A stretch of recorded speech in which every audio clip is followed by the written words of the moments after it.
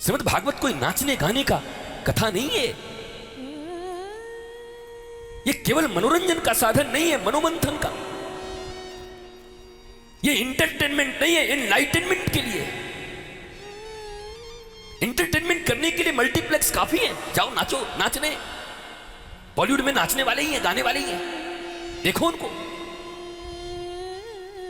इस आसन से भी बैठ करके अगर तुम वही अपेक्षा करते हो, भारत के सबसे उत्कृष्ट जागृत पीठ से अगर तुम वही अपेक्षा करते हो कि आधे घंटे 2 घंटे तुम्हें नचाए, दहिया पी गए, सरर करर यही करते रहे, तो ध्यान देना, फिर इस भारत वर्ष में भारत की गरिमा, गवेषणा, महिमा, भारत विश्वगुरु, ये सब केवल इतिहास रह जाएगा। स्वप्न देखना भी बेकार है, फिर कोई स्वप्न काम नहीं आएगा। पीछे खड़े हुए नौजवानों, तुम्हें भी धर्म के बारे में ऐसा लगता है कि धर्म कोई बेकार चीज है।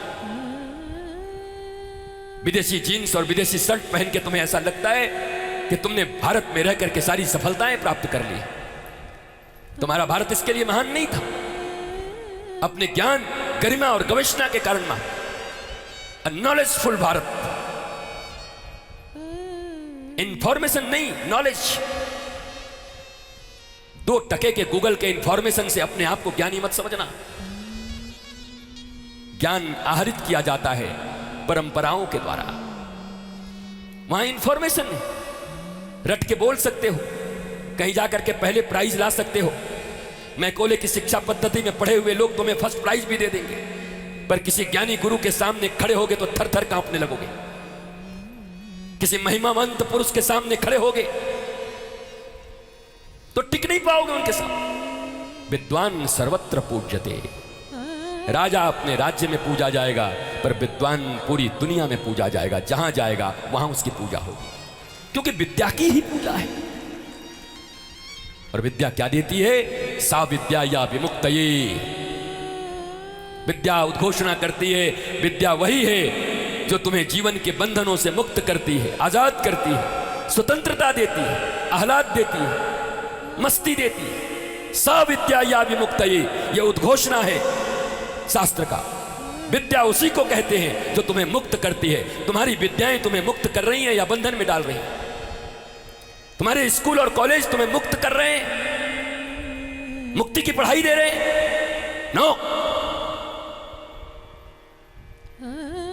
कमाना सीख जाओ, अच्छी बात है, जान जाओ। H2O, NaCl, नमक को नमक ही कह दो, सोडियम क्लोराइड कहने जाओगे तो गड़बड़ हो जाएगा। ठीक है, अच्छी बात है, लेकिन याद रखो, ये सब होने के बाद भी खोखले ही रहोगे। ऊपर से जितने टिप टॉप नजर आओ, भीतर जो आग लगी हुई है वासना की, उपासना नहीं है।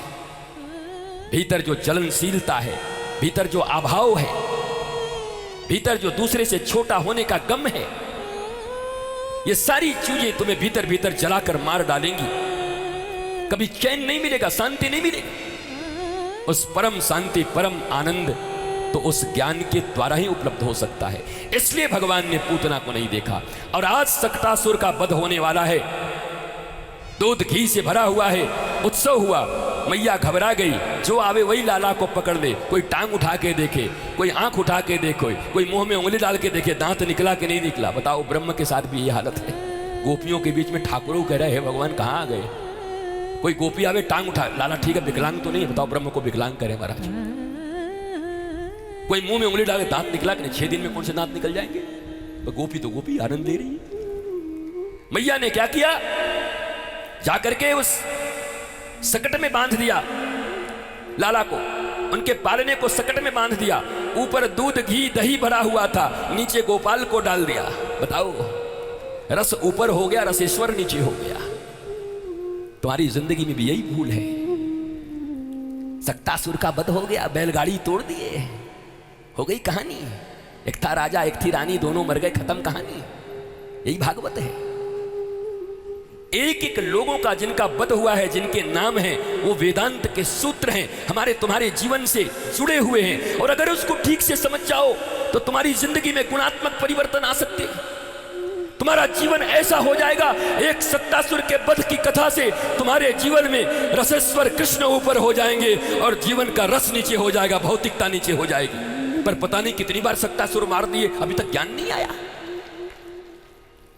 महाराज जी, पहले पूतना मरता है, उसके बाद सत्तासुर, उसके बाद तृणावर्त।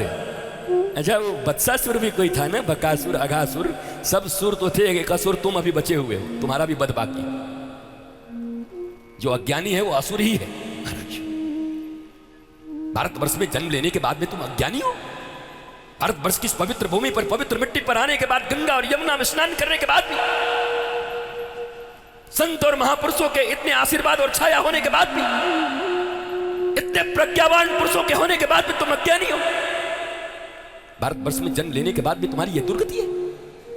हिंदुस्तान में आने के बाद भी, आर्यावर्त ब्रह्मावर्त में आने के बाद भी तुम्हारी दुर्गति है।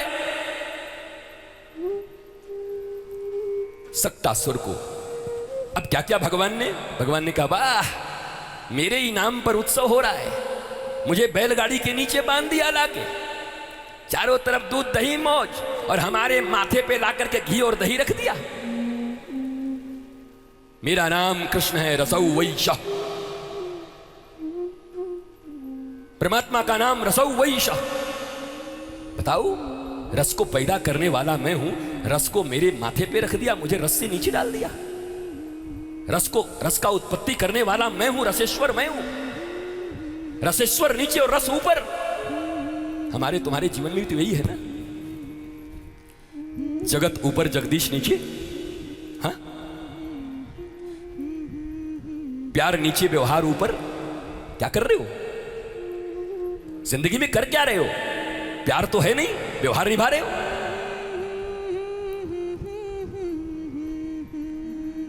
इस त्रिनार्थ के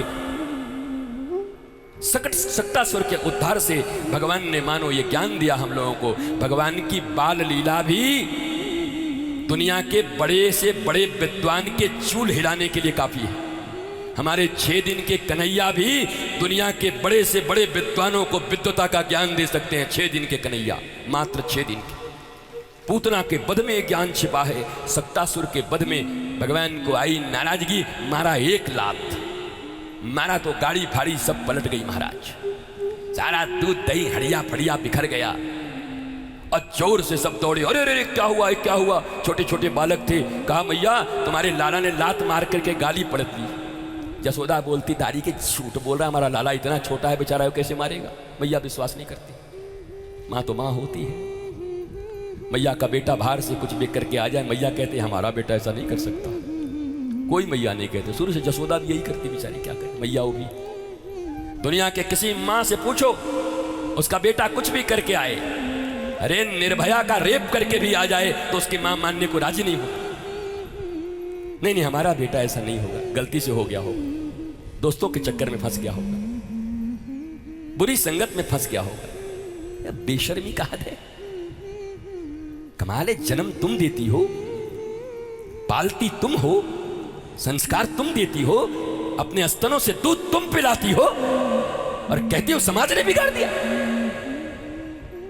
दोस्तों ने बिगाड़ दिया।